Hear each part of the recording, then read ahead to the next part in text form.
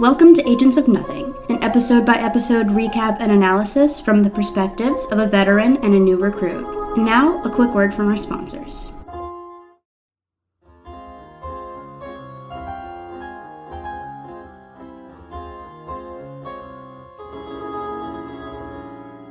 Good morning, Agents of Nothing, and welcome to our Agents of S.H.I.E.L.D. podcast. We are your commanding officers. I'm Mariah. And I'm Caroline. And today we're going to be talking about Season 1, Episode 20, Nothing Personal.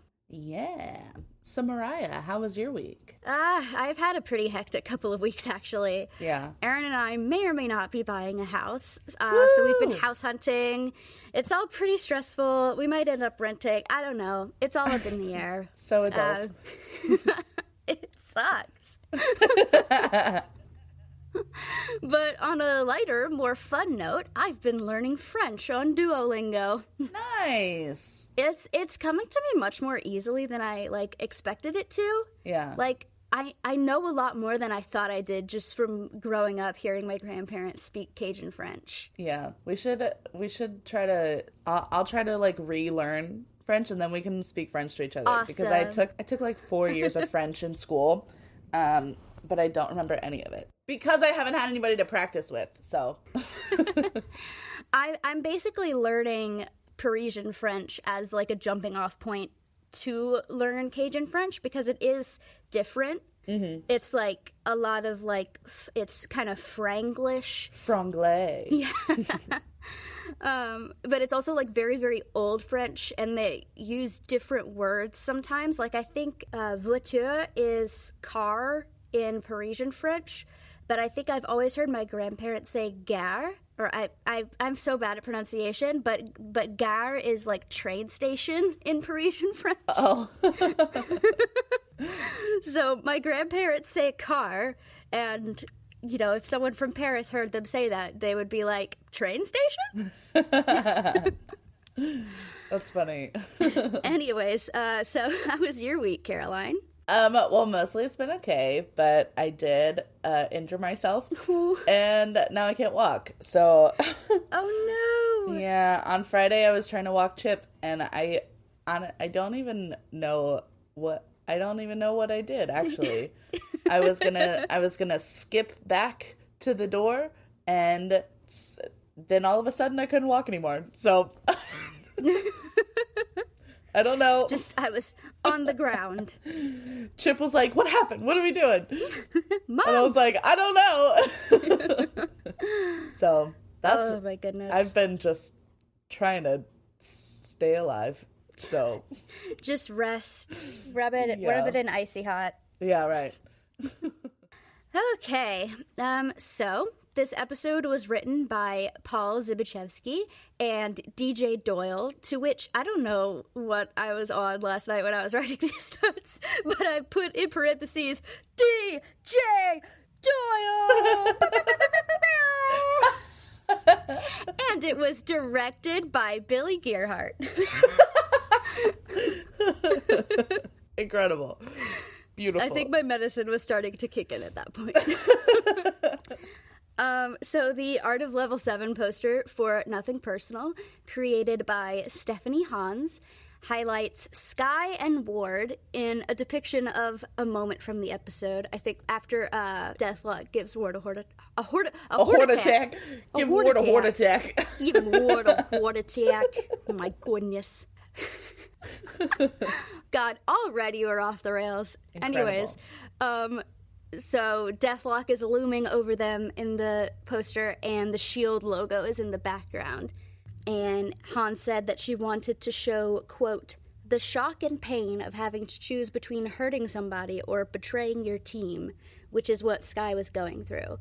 Hans added that even though Skye is holding Ward in the poster, quote, with all her might, she couldn't be more alone.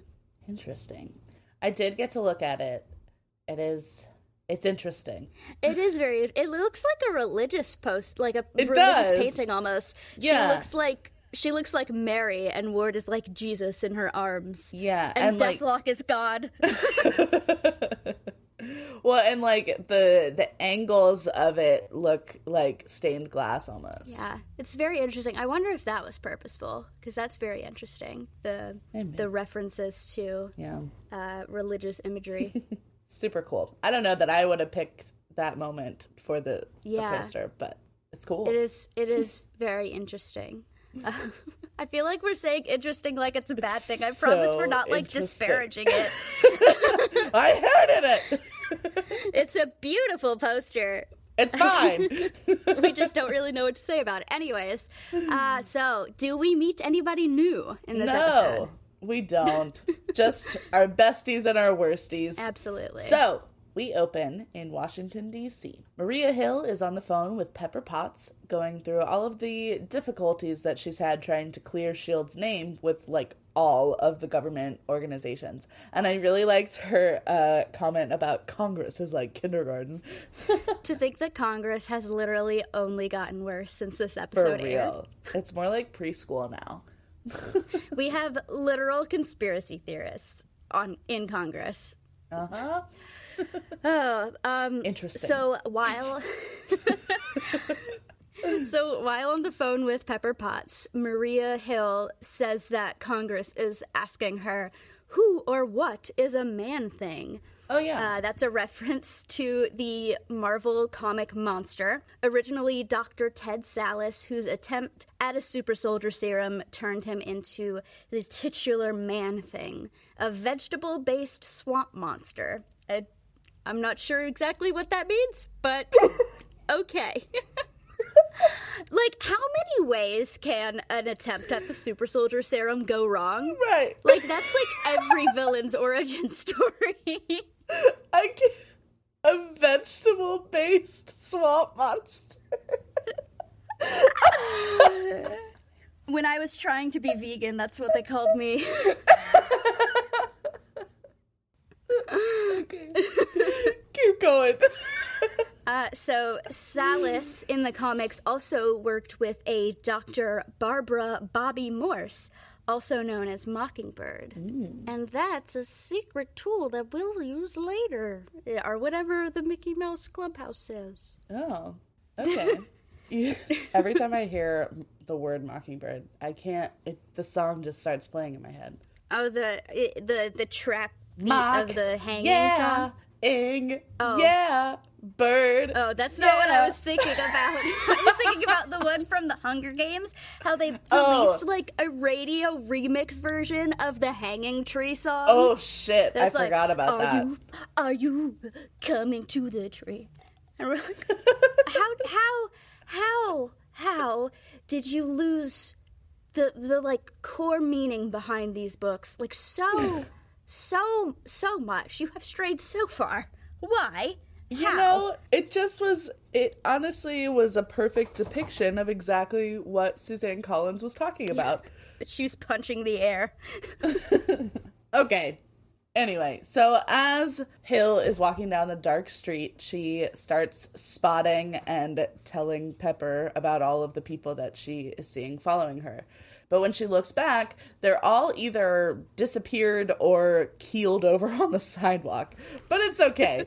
It was just May being discreet.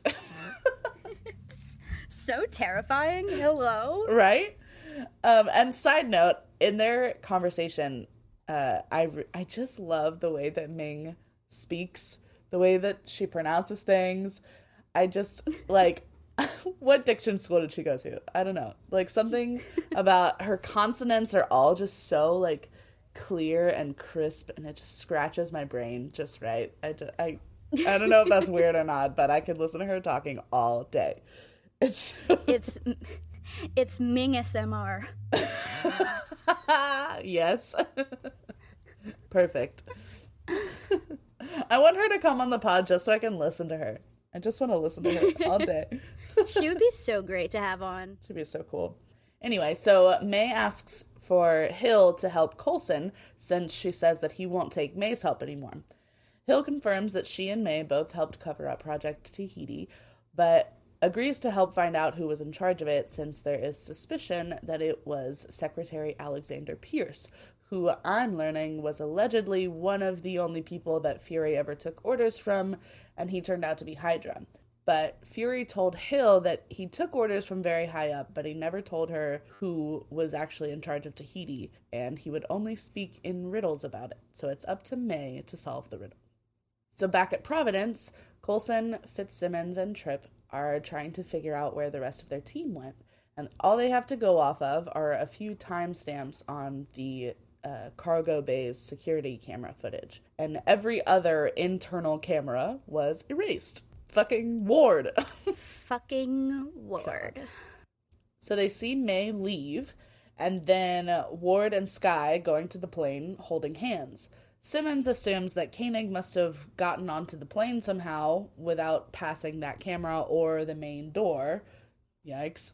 And they don't understand why A, May left on foot, and B, everyone else left in such a hurry as to leave their phones behind and without any orders. Because as Fitz says, aren't they all just improvising at this point?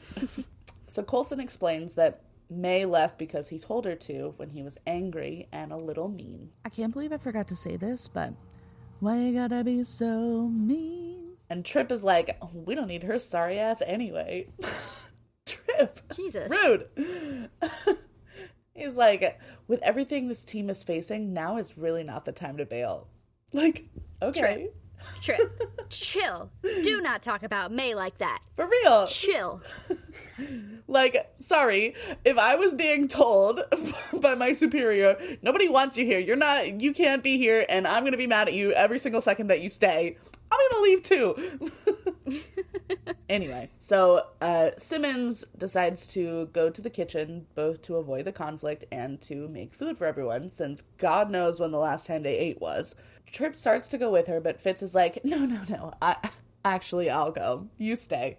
And literally runs after her. He catches up to Simmons just to check in with her. Simmons decides to make pancakes for everyone, and they split up. Simmons heads to the pantry, and Fitz goes to find a griddle. It's literally so sweet. Literally. Pancakes do solve everything. I wish they'd gotten a chance to make them. It just would have helped so much. Me and Aaron went to... There's a new IHOP in town where the old steakhouse used to be, and it's disgusting. Really? It's so bad. The Waffle House in town is better. Oh, man. Anyway, back to it.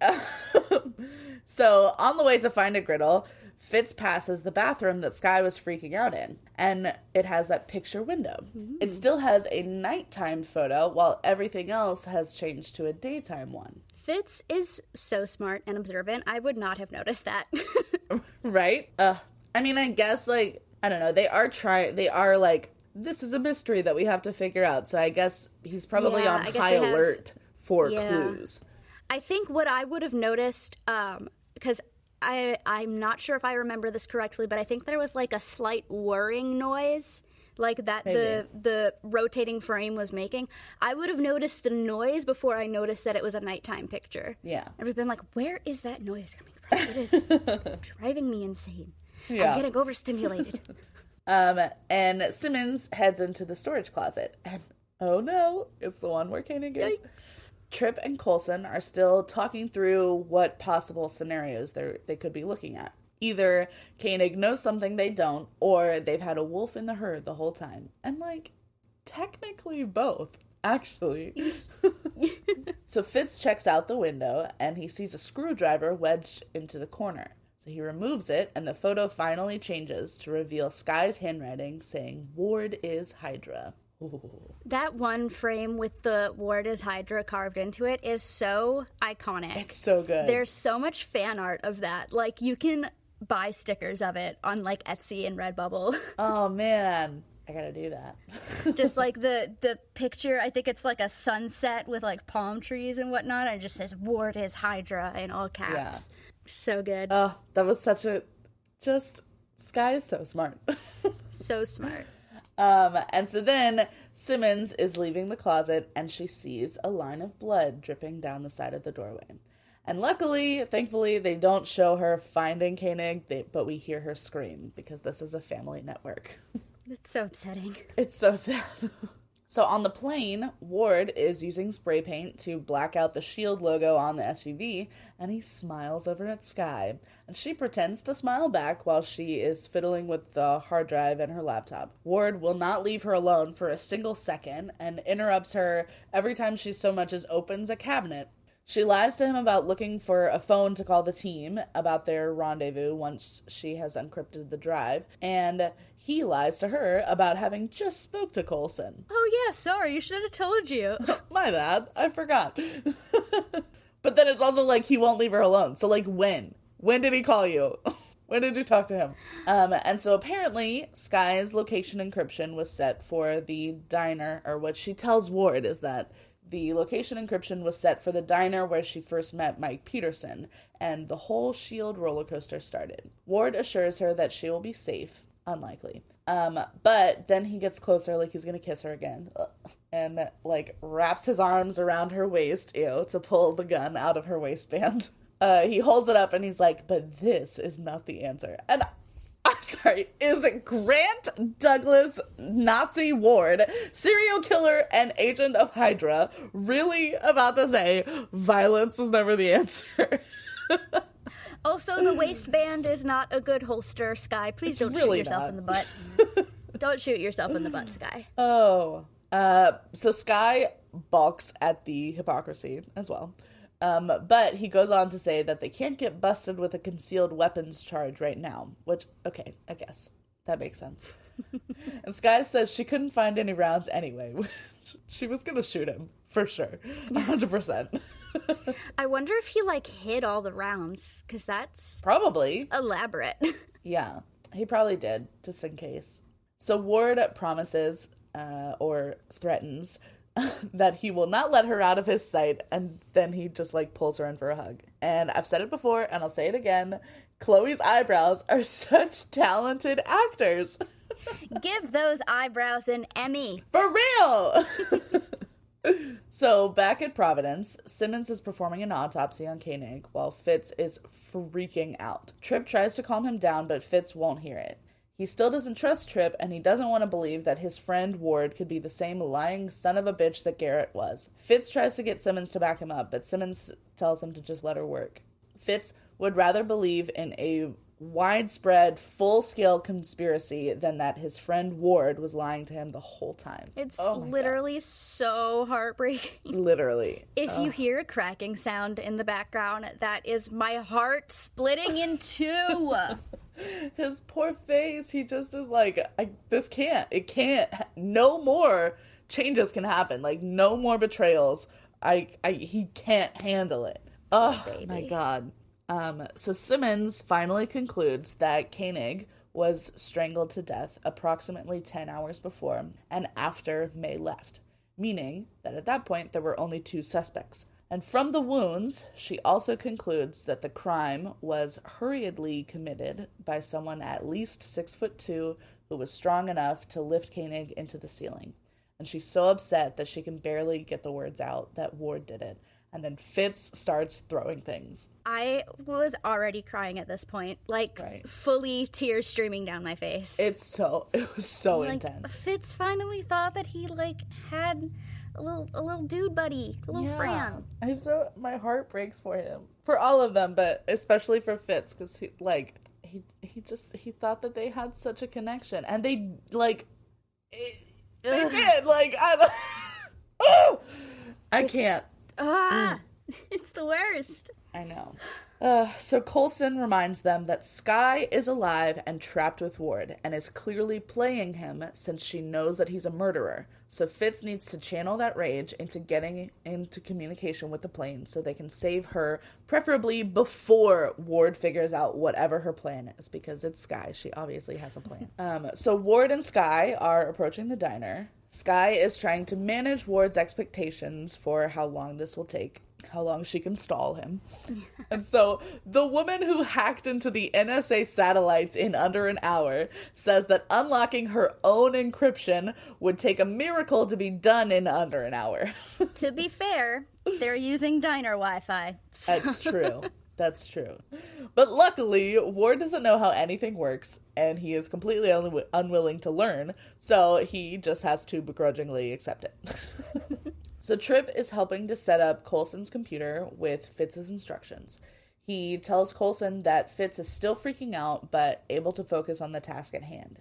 Coulson is doing the same because, trust me, I'm going to have a major freak out later. Coulson and Tripp start making other connections then. If Ward is Hydra, then Garrett must be alive and Hand is dead. And they have all the weapons they could possibly want from the fridge, and none of the team knew. So Coulson just can't quite understand why Ward would come back. But as he's talking it through, he finally realizes that Ward must not have been able to open or make a copy of the hard drive without Skye, which means that they have to keep her alive for however long she can stall them. And just then, their plane comes up on the GPS, showing just outside of Los Angeles. But then, the bunker alarms start going off, showing the place surrounded by enemy soldiers. Just incredible timing. So at the diner, Ward is impatiently staring at Skye from across the booth as she works. And of course, she calls him out on it. And he's like, "What, I can't look at you?" Fucking typical. She proves to him that it's complicated and she's working on it. And then he tries to just invalidate her by saying, "You're mistaking my admiration for impatience." And she's like, "No, I'm not." Like, men love to pretend like we can't read their body language. Right? Like, my dude, I wasn't born yesterday. I know what impatience looks like. You're screaming it at me without using your voice. She also says the line, "I heard you twice the first time." And yes! I love that. And I will be using that. Thank you. It's so good. So she tries to convince him to leave her alone for a second by asking if he should call the team again outside. But he refuses to leave her side. As her laptop screen shows wrong location, Ward starts to accuse her of being nervous by saying that she's exaggerating her calmness and confidence. She excuses it as nerves for being fugitives of the law and the memory of Mike Peterson in this diner. She also throws in a couple of little digs at Ward by mentioning Mike Peterson was a good man and now he's a murderer. And then also, hiding what I'm thinking and feeling doesn't come as easily for me as it does for you. I just love it. I love it so much. Ward proudly professes that lying gets easier with more experience. But just then, a couple of cops sit down at the bar, and Ward and Skye both try not to panic. Coulson, Tripp, and Fitzsimmons come barreling down the hallway to the bay doors of Providence. Coulson assures everyone that the bunker doors should hold against most weapons, just as the locks disengage. But it's not Hydra, it's the U.S. fucking Army. Talbot and his armed soldiers come marching down the hallway with a megaphone, telling them to stand down. Coulson's like, "Don't you have anything else to do with your life?" Talbot is one of those antagonists that I love to hate. Yes. And I don't know, maybe it's just with the context of looking back after multiple seasons of Talbot shenanigans, but I just love him so, so much. He's so annoying. So Talbot's like, "Well, I also wanted to see Fury's secret base." And then Coulson gives the iconic line, "If I come out, are you going to shoot me? Because then I won't come out." I screamed. That was so funny. Oh my god. So as Talbot and his men stand down, Coulson comes out and asks how Talbot even found out about this place. And then Agent Maria Hill comes around the corner. Come on. So, in some graveyard, this guy comes across May digging into Coulson's grave. She offers no explanation as she climbs out and walks away, only her condolences for whoever the man was grieving. And that is... the image of that is so fucking funny. That she's, like, clearly grave robbing. Like, she has broken into the coffin and everything. And that there's nobody there. So, like, he's like, "Where'd the body go?" Either she was grave robbing or she just rose from the dead. Right. One of the two. So she gets back to her car and pulls out the flash drive that was apparently in the grave. And then I remembered what Hill said, that Fury said about the Tahiti Project. He said, "I buried the Tahiti Project when I buried Coulson," according to Hill. And so he was being very literal. And the video that shows up on the flash drive, it's unclear if the message in there means that it was something written to Director Fury or that the Tahiti supervisor was Fury. I was confused at that point. But I love the tactic of saying something dramatic or hyperbolic, but you actually mean it literally. Yes. But no one would guess that you meant it literally because it's a fucking insane thing to do. Honestly, that's what I do with, like, songwriting all the time. And I feel like it ends up being, it sounds so, like May said, waxing poetic. But it's like, no, that's just, it's a literal quote from of what someone said. So back at Providence, Talbot is questioning Tripp and Fitzsimmons, trying to get them to either incriminate themselves or go with him willingly to be put on trial and prove their innocence. None of them give him anything, so then we get to hear his disgusting eating sounds as he takes a bite of an apple. It was so bad. I did not like that at all. I wish I could just remove it from my ears. So Simmons calls Talbot out. She says that they have already told him about a known Hydra agent that is currently getting away, and Talbot's intimidation tactics are not helping them save the life of that Hydra agent's hostage. Talbot tries to bully her again, saying that he's their only shot at freedom right now, so they all need to be kissing his ass. In another room, Hill is trying to reason with Coulson into surrendering too, I guess. She wants Coulson to give in to Talbot's demands and turn over Providence to the government without spilling too many S.H.I.E.L.D. secrets. And I do think it's interesting because Providence is in Canada, so why would they give it to the U.S. government? God knows. Whatever. But anyway, so Coulson is furious. He's like, "What do you not want me to tell them about? Tahiti?" Hill tries to reiterate that it was for your own good. And Coulson says that if they had just been honest with him from the start, he would have kept their secrets for them. No questions asked, because he's a good soldier. But they were more worried about Coulson being disloyal instead of literally anyone else. Hill agrees with him that they should have been prepared for Hydra, but says with the government involved that Hydra doesn't stand a chance. But Coulson reveals to Hill that Garrett is still alive and that Ward was his secret weapon, and that they have killed Hand, raided the fridge, and now Hill is holding Coulson up from saving Skye from Ward, all because she wanted to use Coulson as leverage to get S.H.I.E.L.D. out of trouble with the government. It's a whole thing. It's a whole thing. And Hill is shocked because she vetted Ward herself and she had no idea.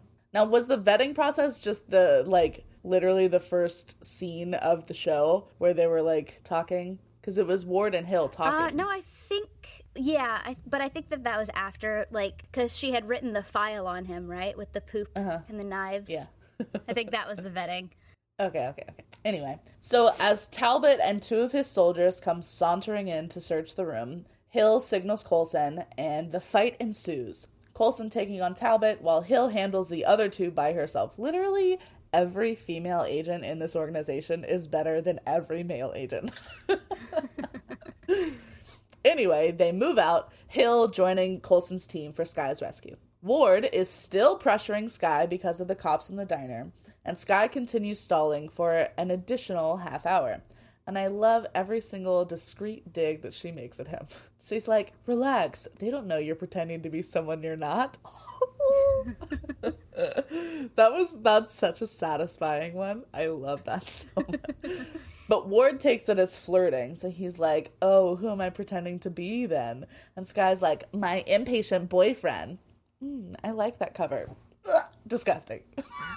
Hated it. But then another police car drives past the restaurant outside. Did Skye alert them?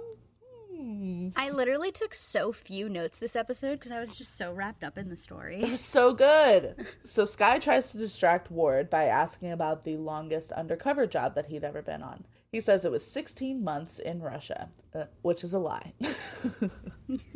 Skye pointedly empathizes. That must be hard, spending so much time getting close to those people, making them trust you, and then just turning on them. She is really taking advantage of this. And I love it so much. Ward tries to brush it off, but Skye presses on. I don't know how Garrett did it. He spent all that time being your SO and your mentor, only to lie to your face and betray you like that. Fucking, like, you tell him, Skye! Ward is clearly uncomfortable, but Skye continues on, trying to elicit a confession from Ward about killing Garrett. And Ward's like, are we really doing this right now? Like, in public? But Skye won't stop. She says, if you could, would you tell Garrett that he's a disgusting, backstabbing traitor who deserves to rot in hell? And I love the way she said disgusting. She said it so many times. She's like, tell him he's disgusting? He's disgusting. And then she's like, what? I'm just trying to have an honest conversation for once. Ward's eyes are darting around to the dozen cops inside the diner, trying to clear people out. But Skye won't move. Ward gives his classic, we've been made. Still. Duh. Every time. Are you really not catching on at this point? Come on. And Skye reveals that she was the one who tipped them off, and she knows he's Hydra. And that Hail Hydra was so perfect. So good. The cops arrest them at gunpoint. Obviously, Ward starts fighting all of them. So as he's distracted, Skye grabs her stuff and runs. She tries to get the cops outside to arrest her and take her in, but Ward makes it out and shoots both of them before they can. As he's screaming for her to stop and that he's not trying to hurt her, she hops in the cop car and books it. And his yelling voice is so funny to me. I feel like usually men yelling or screaming is like scary, but for some reason Ward screaming is just so unintimidating. He's such a weenie. But before she even makes it down the block, Mike Peterson, or I guess Deathlock, lands on the hood of her car and busts through the windshield to grab her throat. Oh my god. And like, I felt so bad for Mike because she was the only one that he refused to hurt, and now they're making him hurt her. Oh, that shot of him just like flying up into the fucking air is genuinely so terrifying. It's so scary. It was so scary. I think I would just like have a heart attack and die right there. I would just shit myself immediately. So back on the plane, as Skye is coming to on the floor, Ward and Mike are arguing. Ward resents that Mike was even there, and Mike says Garrett ordered him to shadow Ward in case Skye took advantage of his feelings for her, as she did. Ward denies it and says that they have her now, so they can do whatever they want with her as soon as she gives them the correct location. But Skye speaks up now that won't ever happen. Ward tries to dismiss Mike, saying, I can handle this. But Skye's like, oh really? Because you haven't so far. She's so brave. I love her so much. Mike informs Ward that Garrett says they have 5 minutes, and as soon as he leaves, Skye just starts assaulting Ward and just saying all of the things that she's been thinking since she figured it out. Ward restrains her, and as he's cleaning his bloody nose, she starts asking why he did it. He's like, I was on a mission. It wasn't personal. Skye's like, bullshit!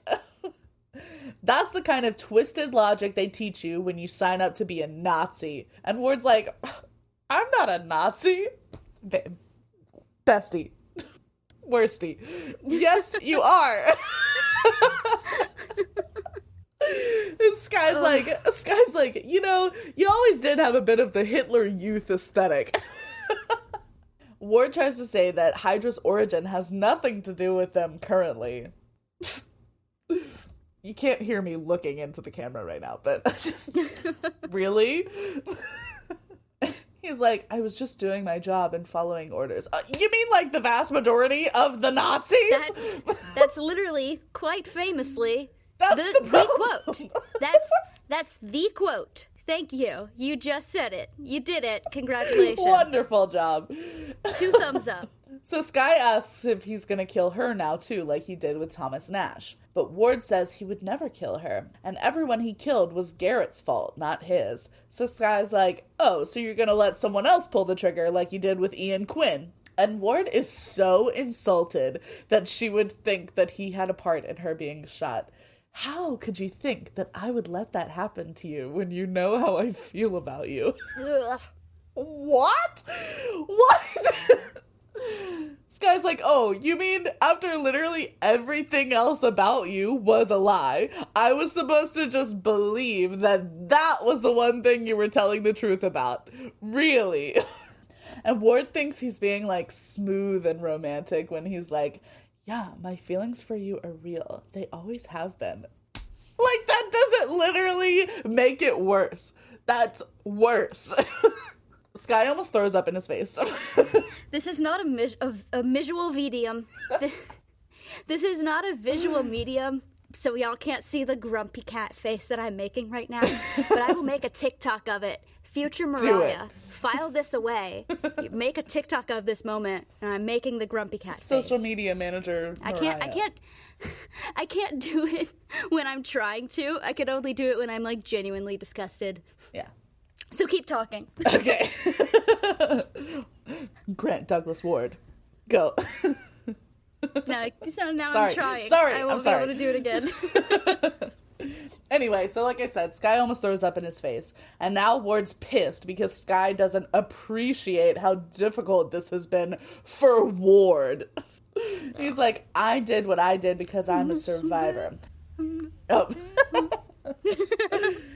Sky's like, no, you're a serial killer. And you were right about one thing. I don't like the real you. And then Ward patronizes her like, someday when you're older, you'll understand. When you're not the immature child that I think of you as, which makes my weird obsessive crush on you even grosser.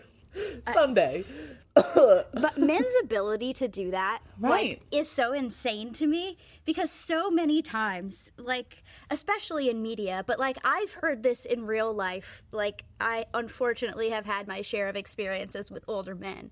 Yeah. And, like, the amount of times you, like, get in a fight with an older man and they're like, you're just a kid. And I'm like, then why the fuck are we doing this then? Right. Why? What are we doing here? If you think of me as a child, why are you fucking me? Right. Ugh. Hello? God. I don't understand. I don't get it. Anyway. So Sky vows to never give in to his demands, and then she just sits down in silence. And Ward contemplates that he's going to have to make another difficult decision here. He's kind of only got two options. Either hurt Sky or betray Garrett. I wish I could show you all listening the typos I made on this note, but I'll try my best to, like, vocalize them as best as I can. So, Please. it's I semicolon literally so angry with Ward I can't semicolon even tack a notes. So angry! I'm so angry with Ward. So Mike is in another room of the plane trying to hack Sky's encryption again unsuccessfully when he gets a message. Garrett is done waiting. Go to plan B. Fuck. Oh, fuck. You can get that over the counter now, though. Yeah, you can. Wait, can you still? I don't know if Roe affected that. Anyways. I don't know.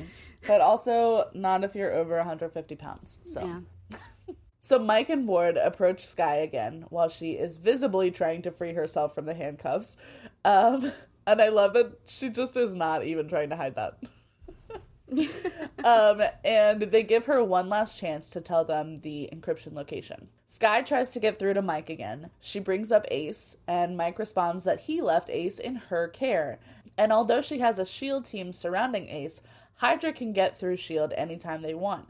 And if Mike even gets an inkling of wanting to rescue him, they will explode his head immediately. Sky refuses to believe that Mike would hurt her. And Mike agrees, and then he shoots something at Ward that gives him a heart attack. And he explains that he can stop it, but only if Sky gives them the information they want. And I already know Sky is too good to allow Ward to die in front of her like that. But God knows, there wouldn't be a plot if she wasn't. She should have just let him die. She should have! Just let him It would have die. been so much easier. I think that's maybe why, like, I'm not as crazy about the poster for this episode, because I'm like, Yeah. I don't think it serves the plot, I suppose, but, like, I'm not a fan of the decision to save him. Yeah, that's how I was feeling about the poster too. We should have said it. But yeah, it was. I don't know. I'm afraid to like insult the artist, but like it's not her. It's a great poster. It's just I don't like the scene and I don't like the decision. Right. I like literally everything would be so much easier if she would have just let Ward die. And just you wait. Just you wait. Oh no. Don't tell me that. So she hesitates but ultimately gives in and tells Mike that the encryption is actually based on altitude, not latitude and longitude. So they just have to be at 35,000 feet. Mike drags Skye over to the laptop and then pulls Ward to his feet and orders him to get the plane in the air. Ward tries to stall a little bit, but Mike gets him back to full health and is like, get to the cockpit. I love the little, like, double slap on the cheek. Yeah. So fucking funny. I loved it. So fucking funny. That should show you where you stand with Garrett, you little fucking worm. Right? He doesn't give two shits about you. He does not care. Ugh. You are only a means to his end. Right. And when, like, now multiple people have asked him, like, or have told Ward, you don't owe Garrett anything. And he's like, yes, I do. I owe him my everything. And it's like, no, he doesn't care about you. He just tried to kill you for leverage. He doesn't give two shits about you. Oh, my God. So in the cockpit, Ward is taxiing the plane when Hill's plane blocks the path. Hill goads Ward into answering the radio and calls him a duplicitous lowlife. And I loved it. Ward gets a little misogynistic and is like, a lot of us lost respect for Fury when he chose you as his second. If he wanted some eye candy around, he could have at least chose Romanov.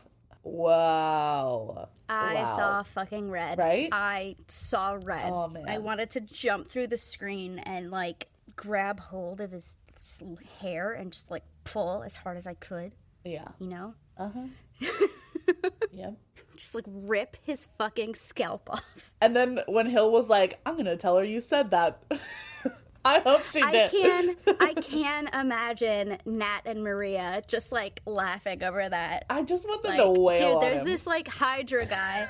There's this Hydra guy that was like, man, Fury should have chose Romanoff for his second because she's hotter. And Nat would be like, what the fuck? Anyway, so they go back and forth a little, but the bottom line is Hill's threats fall flat because they all know Coulson would never risk Skye's life, and Garrett absolutely would and is currently trying to. So Ward flies away. But it's fine because they just wanted to buy enough time for Coulson to sneak onto the bus. So I was thinking during this scene about how funny it is to me that Coulson is literally always in a suit. Always. Even when it seems so impractical to be wearing a suit. Like, can you put on some spandex, please, sir? Yes. So I pulled this from the greater, like, Agents of S.H.I.E.L.D. Season 1 Wikipedia. Uh-huh. So according to costume designer Anne Foley, Coulson's suits, which she called his armor, were more streamlined and a different cut than the ones he wore in the MCU movies. Oh. And he also, in the show, is wearing, like, custom shirts and, quote, slicker ties. Oh. So James Bond served as an early inspiration for Coulson's suits of course. In the early part of the season. And then eventually they shifted him to, like, a slim cut suit. And boy, does it work for him. Oh. And additionally, Foley chose to avoid black suits and used solid shirts, which was another difference from the suits he wore in the film. And I think that he looks better not in, like, a harsh black. I think Clark Gregg is probably like a spring or a summer. I don't know what that means, but yeah, I agree. We should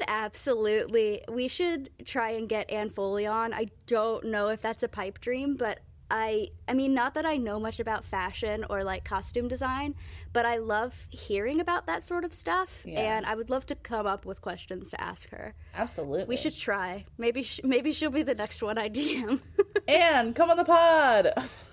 Anne, come on the pod. We want to pick your brain. We want to know, I want to know what season every single member of the cast is. Because that's my latest thing. I have recently discovered that I am a light summer. So I look better in cool tones. And I also don't, black is not very flattering on me, bitch. I am wearing black today, so. You'll have to tell me what season I am, because I don't know. There's quizzes that you can take. Since I started trying to wear colors that are like within my color palette that like complement my skin tone and my hair and stuff, I've gotten so many compliments. They're like, you just look like brighter, like you're just glowing today. And I'm like, thank you. Okay, well then you'll have to help me take those quizzes, because I feel like I've tried to take some before and I don't know how to answer the questions. All right, we'll have like a separate like a friend video call. And we'll figure it out together. Okay. Anyway, so Coulson gets on the plane and he silently makes his way to the holding cell and frees Skye. They have a beautiful father-daughter reunion moment, and I was sobbing at the way his like voice broke when he asked if Ward hurt her. Oh my god. Skye apologizes for unlocking the hard drive for them, but Coulson is not worried about that right now. They're just going to take over the cockpit and get her the fuck out of there. Coulson is confident that he can take Ward, but he didn't know about Deathlock being on the plane. Oh my god. But he didn't know about Deathlock being on the plane. New plan, fucking run! Ward sees the alert that the cargo ramp is opening and jumps out of his seat in the cockpit. Coulson yells for Skye to forget the parachute and just get in Lola. They narrowly escape Deathlock's missile firing at them, and Skye almost flies out of the car as they just plummet to the ground. And that's why you always wear your seatbelt. He told you to buckle up. He told you to buckle up, Skye. She was trying. She was trying. There's a lot going on. Those older seatbelts in those older cars, I get it. They're difficult. Yeah. Anyway, so Coulson finally gets the car in gear just in time to slow their impact enough when they hit the ground to perfectly parallel park in a $20 parking spot. My note, I'm pretty sure I said this out loud. I was like, not Coulson reaching for his wallet. Oh my god. Literally. It's comedic gold, the way that like their hair is all messed up and they just look so shell-shocked, and the guy's just like, I don't get paid enough for this, I don't care, give me the money. So Ward and Deathlock are arguing on the plane. Ward wants to land and go after Coulson and Skye, but Deathlock says that they have the information they need and Garrett wants them back. But Ward is furious that Deathlock gave him a heart attack and would have let him die just a few minutes ago. Deathlock's like, it wasn't personal. I was just following orders. Ooh! And it still will not register in Ward's head that Garrett doesn't give a fuck about him. Right? It never will. Like, it's like... looking at it now, I don't feel sorry for him, but I almost want to. Because obviously he has been emotionally abused and manipulated from a young age by Garrett, and duped into thinking that he owes this man everything when all he's done is make Ward's life hell. We can feel empathy for his situation while still holding him accountable for his actions. Absolutely. Snaps.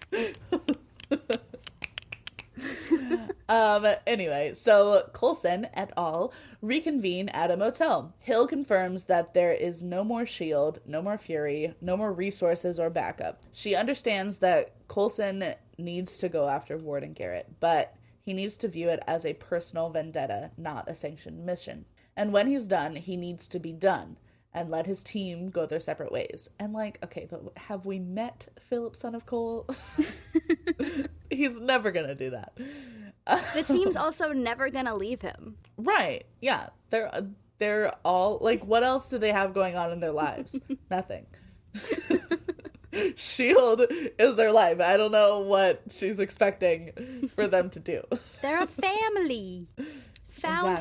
Which is it's an awful work dynamic, but it's fine because it works for them.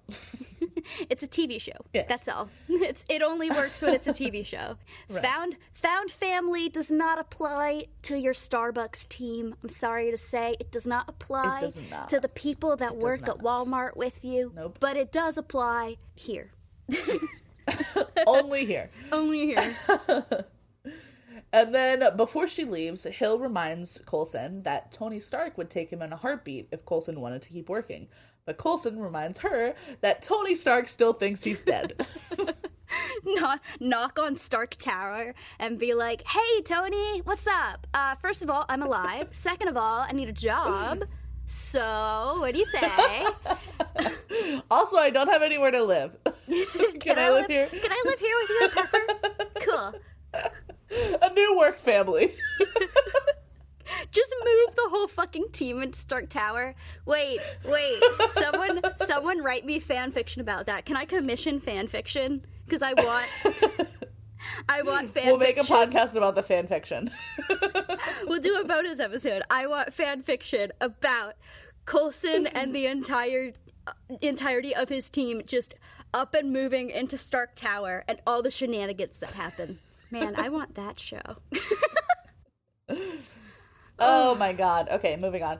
We're almost done. Yeah. So at the motel pool, Fitzsimmons are discussing the events of the day. Fitz is trying to think of what Hydra must have done to brainwash Ward, but Simmons believes that some people are just evil and hard to spot.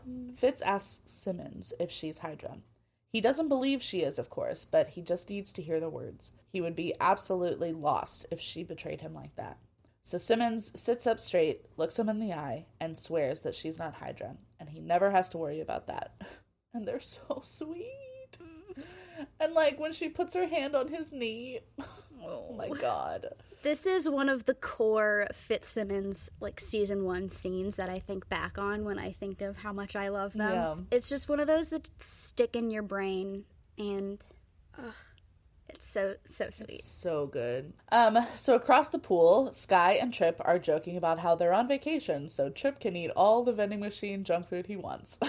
At least Trip's having a good time. He deserves it. He was stuck with Garrett for so long. So Trip goes over to offer Fitzsimmons some Doritos or whatever he's eating as Coulson comes over to talk to Skye.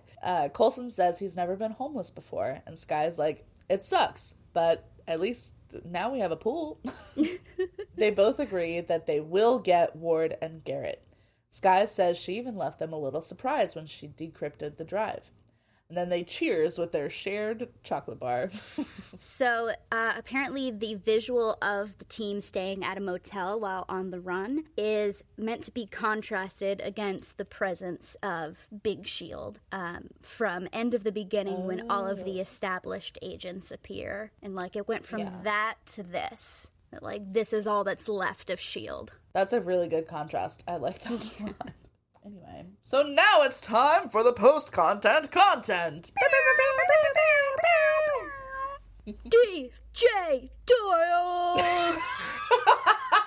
I don't know if that man has a Twitter, but I want to clip this out and tweet it to him. You should.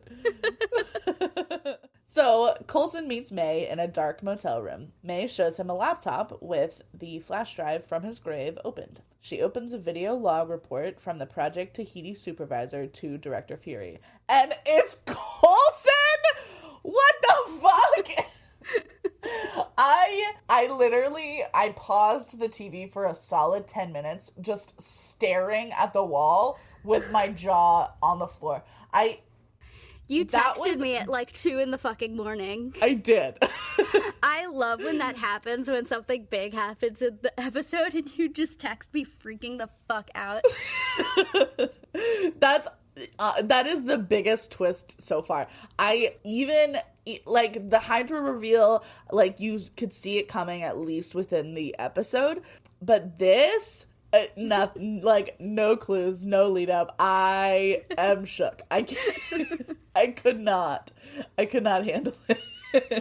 Because of my terrible memory, I can remember vaguely that things happened, but not always when or how. So my note here was, when she pulled out the laptop and was going to show him, I was like, oh shit, wait, is this what I think it is? It is! It is!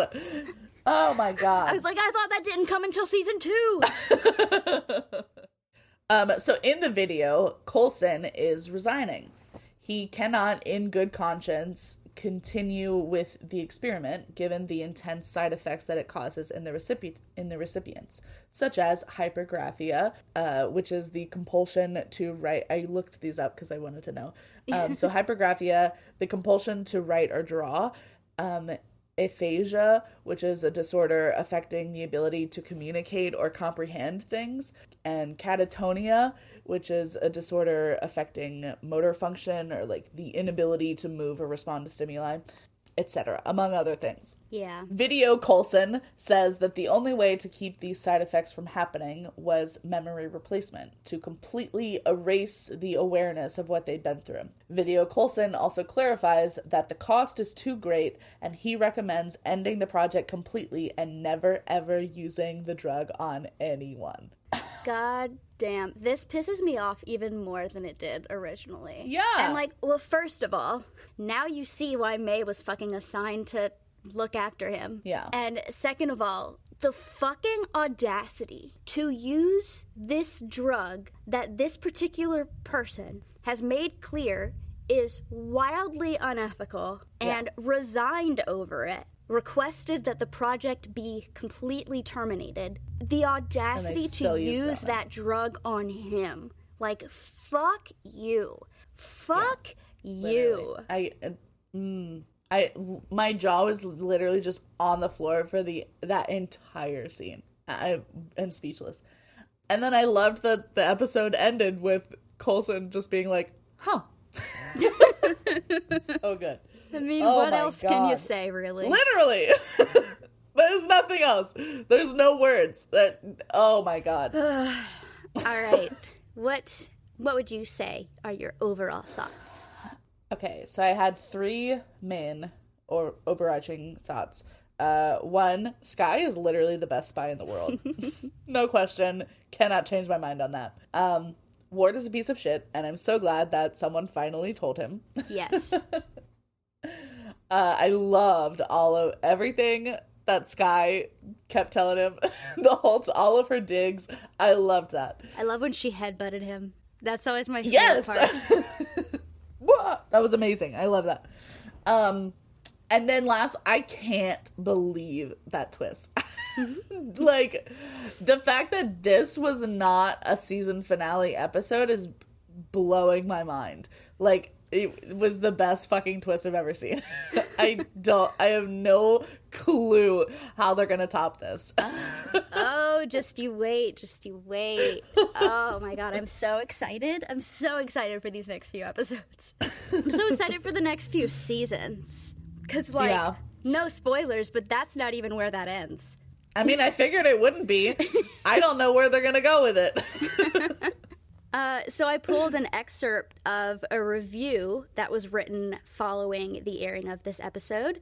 So Terry Schwartz, writing for Zap To It, called the series, quote, incredible, stating that it got off to a rocky start, but that changed once the Winter Soldier tie-in took place. And Terry felt that the season earned many of its early criticisms from having to, quote, bide time until the crossover. But now that it has the freedom to be the series it was always intended to, Marvel's Agents of S.H.I.E.L.D. has turned into a fantastic show. Its connection to Marvel's cinematic universe is clear. This is where viewers get to see the fallout of Hydra's S.H.I.E.L.D. infiltration.